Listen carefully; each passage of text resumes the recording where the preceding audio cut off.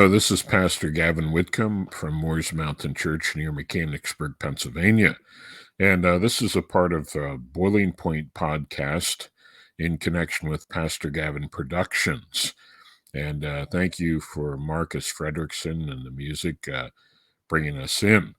And this is the beginning of a series of Old Testament survey. So the purpose of a Bible survey is not to go into a lot of detail, but to give an overall bird's eye view of each book of the Bible. So in this episode, we're going to look at the book of Genesis. And so just give an overall summary of the book and its contents. Now, the book of Genesis is the first book in the Bible.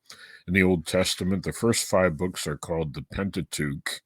Penta means 5, or the first 5 books of Moses. The Jews call the first 5 books the Torah. And it was written by Moses. Now, the Spirit of God wrote it, but, Moses was the human instrument. And there may be some portions in the early part of Genesis that may have been written by others that Moses may have edited and put together. Moses is the human author. The book of Genesis is the record of how things began.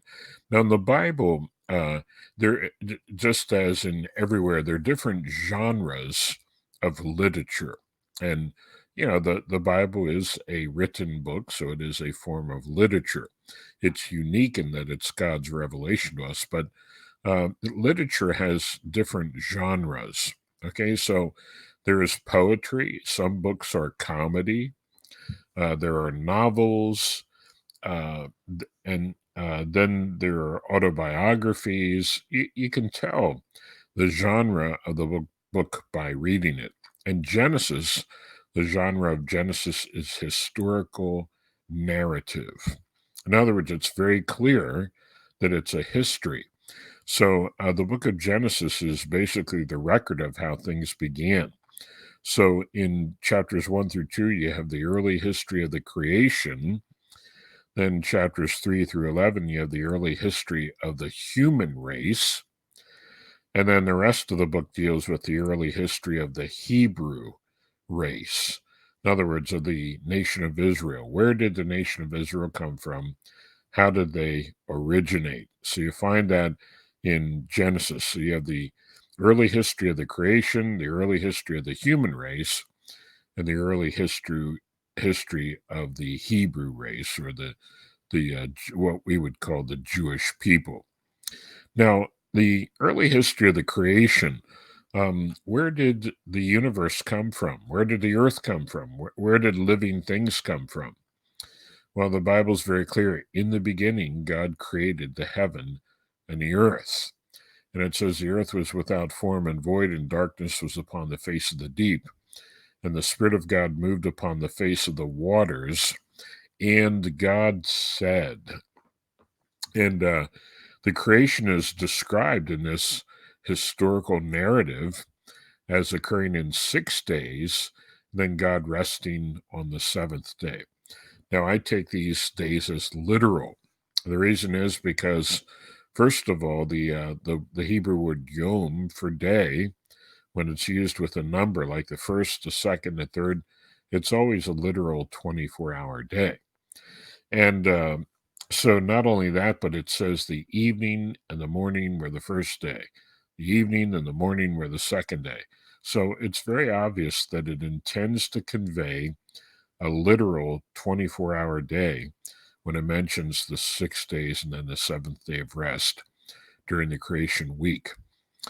These do not represent long geologic ages. So in 6 days the Lord made heaven and earth and all that in them is.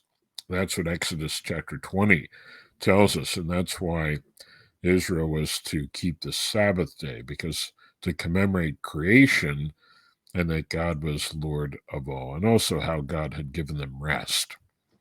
So there are some people that are somewhat skeptical of God creating the heaven and the earth, but if God didn't create it, then, the atheists and evolutionists say, oh, it just came into existence. It just popped into existence on its own. I heard a good illustration to show what the absurdity of that is. If you had a dead animal, let's say a dead dog, okay? The dog died. How easy would it be to bring that dead dog back to life? Well, from all that we know, it's impossible, right? God could do it, but talking about humanly speaking. So it would be impossible to take a dog that has died and then bring that dog back to life. I don't mean if its heart stops for a minute or two and then give it electricity on the chest. I mean, the dog is dead. But a resurrection of a dead animal would be far easier than starting from scratch from non-living things. And then non-living things produce living things and become more and more complex. The reality is that every time plants and animals reproduce, they have to copy. The DNA has to be copied. Every time it's copied, there's a potential for something going wrong, and things do go wrong in the copying process. And some of them survive. We call these mutations, and and some of these mutations or copying errors are passed down to successive generations. So these mutations are a degrading and a deterioration of the DNA, not making it bigger and better. So the reality is that ever since sin entered into the world, things fall apart, they break down, they devolve rather than evolve. So in the beginning, God created the heaven and the earth. So in the early history of the creation, we find the established order that God made, and we are to seek to know, find out who our Creator is and what He wants, and we find that in the Bible, God's Word.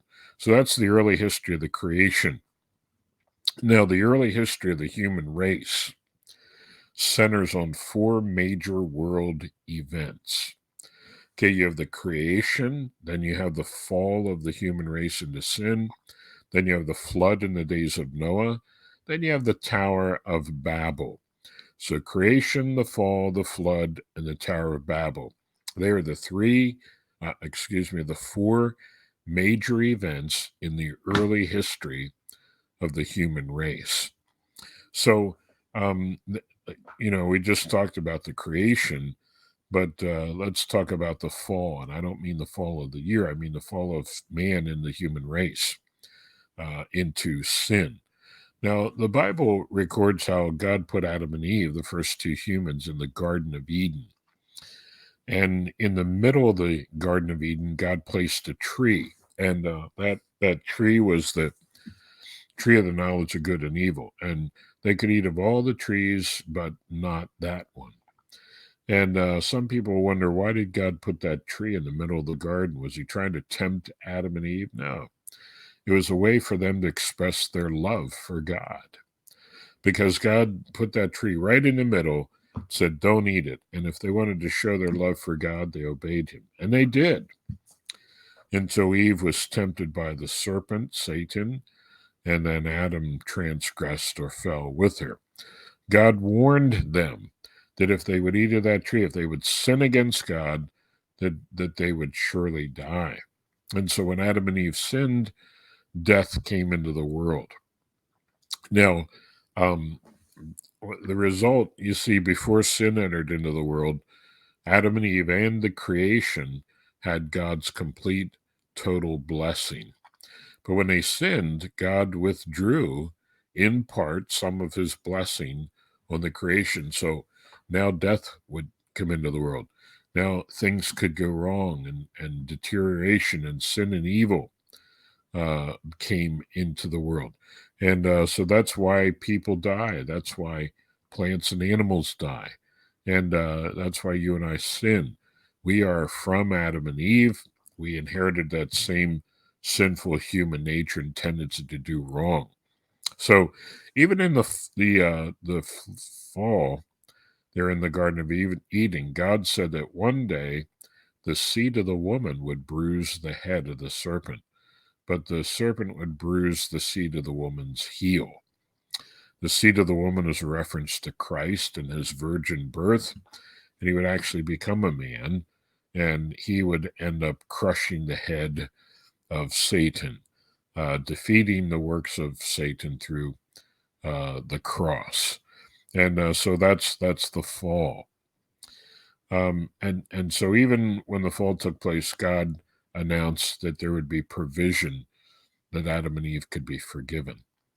And so you have the creation, then you have the fall, then the next major world event in the early history of the human race is the flood in the days of Noah.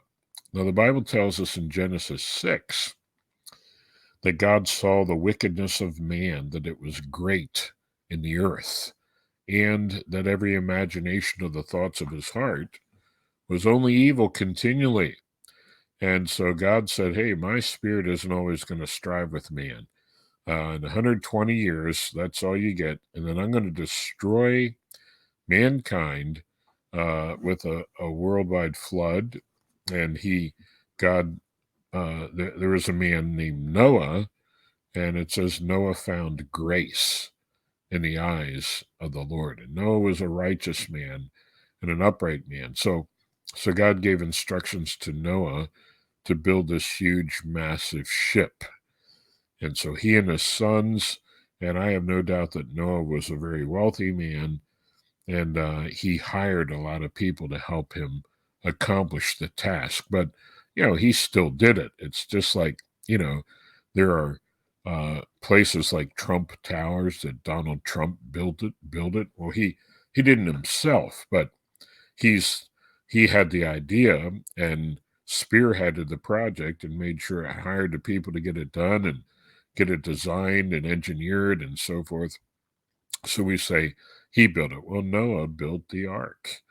And so some people, and he was to take 2 of every unclean beast, 7 of every clean beast of every kind, not of every species, but of every kind of animal. So before the flood, there were fewer species. And so, like, for example, a horse and a zebra, they are of the same kind. And I have no doubt that in the flood, the horse kind, after they got off the flood, diversified in all kinds of different genetics that were in those 2 of the horse kind, male and female,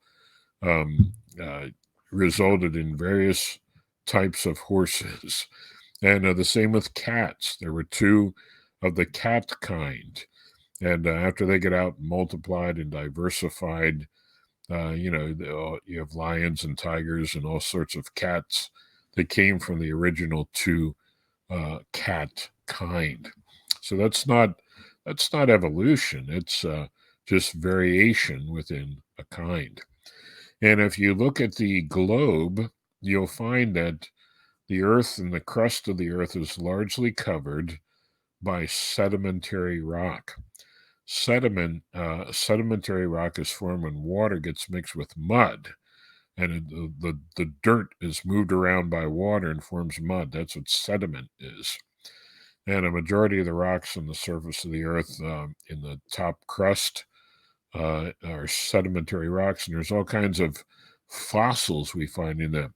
How did fossils form? Well, when things die, they either rot away or something else eats them. You don't form fossils. In fact, the only way fossils can be formed is for a plant or animal to be quickly buried in mud and water and put underneath the ground very quickly before it has a chance to rot away. And then it's buried rapidly with a lot of pressure. And then the minerals replace the cells of the plant as they deteriorate, and they leave the shape, and that's what fossils are. And billions of these plants and animals that were buried during the flood, the oil from these plants and animals remained under the ground and gets pooled together and trapped, and we get fossil fuels, coal and oil and natural gas. These, if you've ever seen a cutaway of the Grand Canyon or of a cliff, the layers of rocks, they're very distinct, very clear. And you'll notice that there's no topsoil in between the layers, and no signs of erosion. Why? Well, they were laid down very rapidly during the flood in the days of Noah. So that changed the surface of the globe. It changed the human race, caused a genetic bottleneck, not as much of genetic diversification. So that was the creation and the fall, and then the flood. So after the flood, Noah and his 3 sons and their wives repopulated the earth. Shem, Ham, and Japheth were his sons' names. And God told them, be fruitful, multiply, and fill the earth. Well, in Genesis chapter 11, it says that the people got together at Babel, and they built a city. And part of the city, they built a tower that was to reach to heaven.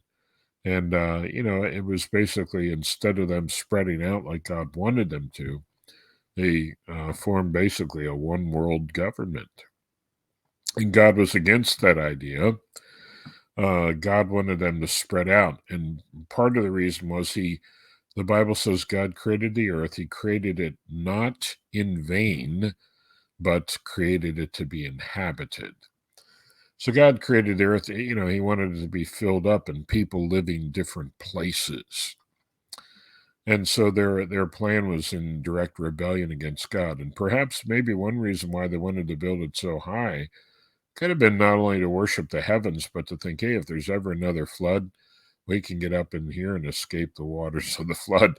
That could have been behind their thinking, but God did not want it. You see, if everybody is concentrated into one area or one nation or one culture or one society, if that one place becomes rotten and corrupt, the whole thing's rotten and corrupt. But if people are spread out, one culture or civilization might be really rotten and corrupt, but since they're separated, there might be another one that maybe isn't quite as bad. So God was displeased with their plan to stay together and to be as one and to build this big city and this tower.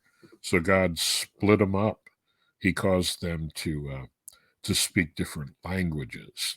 And so from there, the people dispersed because, the project was abandoned because they couldn't understand one another.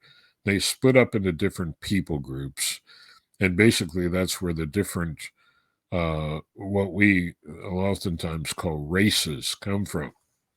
So people became isolated in their gene pools, and a lack of genetic diversity caused certain characteristics to become prominent.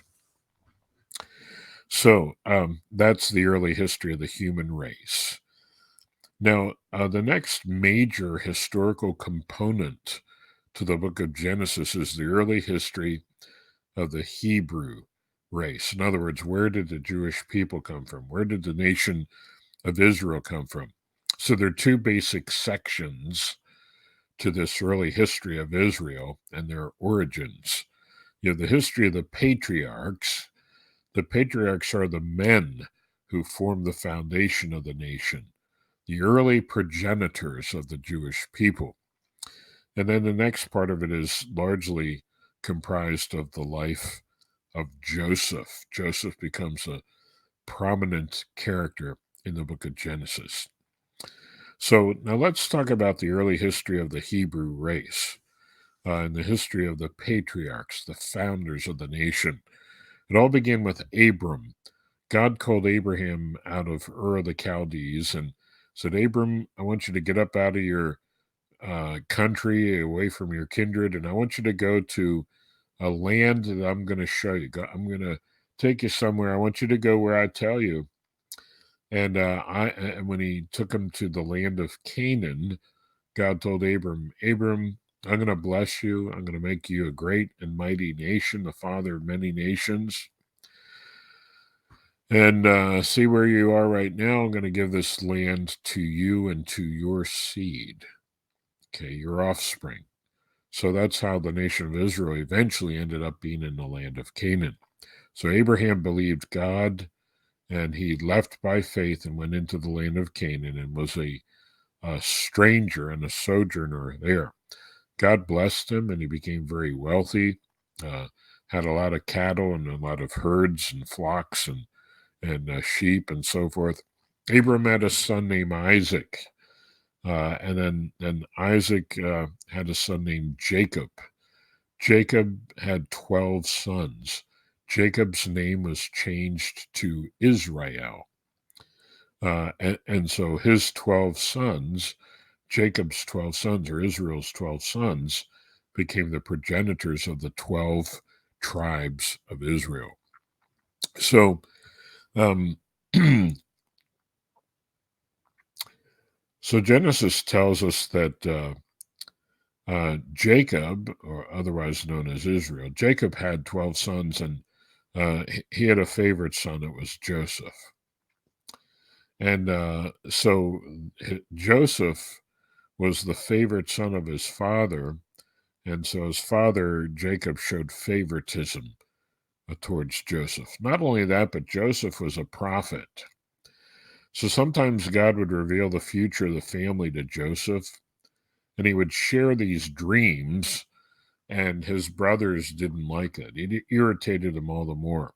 So because of these prophetic dreams about the family's future, and also because Jacob showed favoritism, his brothers hated Joseph. So they decided, hey, we're going to kill him. We're going to kill him and take, his garment and his robe of many colors, and we're going to dip it in blood and take it home to Dad. Dad will think that a wild animal killed him. Well, instead of killing him, they threw him in a pit, and then they sold him to slave traders. And he ended up in Egypt as a slave to Potiphar, the captain of Pharaoh's guard. So Joseph, the Lord was with him, and the Lord blessed him. And eventually, his boss, Potiphar's wife, cast his eyes on Joseph and tried to entice him to commit adultery. And Joseph said, I can't do that. How can I sin against God and do this great wickedness in his sight? And so, there's an old saying, hell hath no fury like a woman scorned. So Potiphar's wife was really ticked at Joseph because he had rejected her temptation and her sexual advances. So she falsely accused him of rape. So now think of this, for doing the right thing, saying no to adultery, he got thrown into prison. And so he was in prison, and the baker and the butler had a dream. Pharaoh's baker and butler got in trouble with Pharaoh, the ruler of Egypt. Remember, Joseph was in Egypt, right?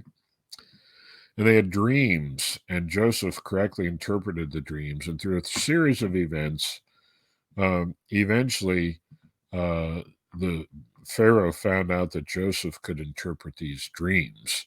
And Pharaoh had a dream that he was really troubled by. And so he called Joseph out of prison. Joseph interpreted the dream. And eventually, Pharaoh made Joseph the number 2 ruler in the land of Egypt. And so there was a famine, and for 7 years, there were 7 years of plenty, followed by 7 years of famine. So when they began to run out of food in the land of Canaan, Jacob sent his sons down to Egypt to buy grain. And little did they know that their brother that they had sold into slavery years ago was now the number 2 ruler in the land of Egypt and in charge of the grain distribution. Well, Joseph recognized his brothers, and through a series of events, eventually his brothers ended up coming down to Egypt, and Joseph said to them, I am Joseph. And his brothers, I'm sure they were, terrified. Oh no, now what are we going to do? And Joseph said, don't be angry with yourselves. You meant it to me for evil, but God meant it for good. And Joseph forgave his brothers and treated them kindly in spite of how they had treated him. And so Joseph said, hey, go home and get dad, bring dad down here, and you bring the whole family down here, and you guys can stay in the land of Goshen. And so that's how the children of Israel ended up in Egypt. They were there for a long time, so that's where the book of Genesis ends up. So that's the early history of the Jewish race, the Hebrew race. So that concludes this overview of the book of Genesis. It's, one of the it's the foundational book for really understanding the entire Bible. But, our purpose is not to go into all these details. It's so rich with history and with moral and spiritual lessons. But we're going to be doing a follow-up show, an after show, where John, the host of the Boiling Point podcast, will have a chance to ask some questions about Genesis and a time of brief discussion. So thank you for being with us, and I look forward to you joining us as we continue our survey of the Old Testament scriptures.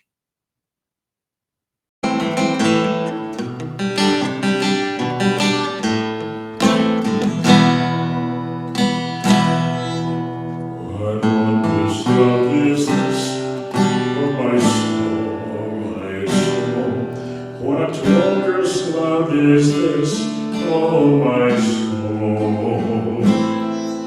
What wondrous love is this? Here goes the Lord of bliss, to bear the dreadful curse for my soul, to bear the dreadful curse for my soul.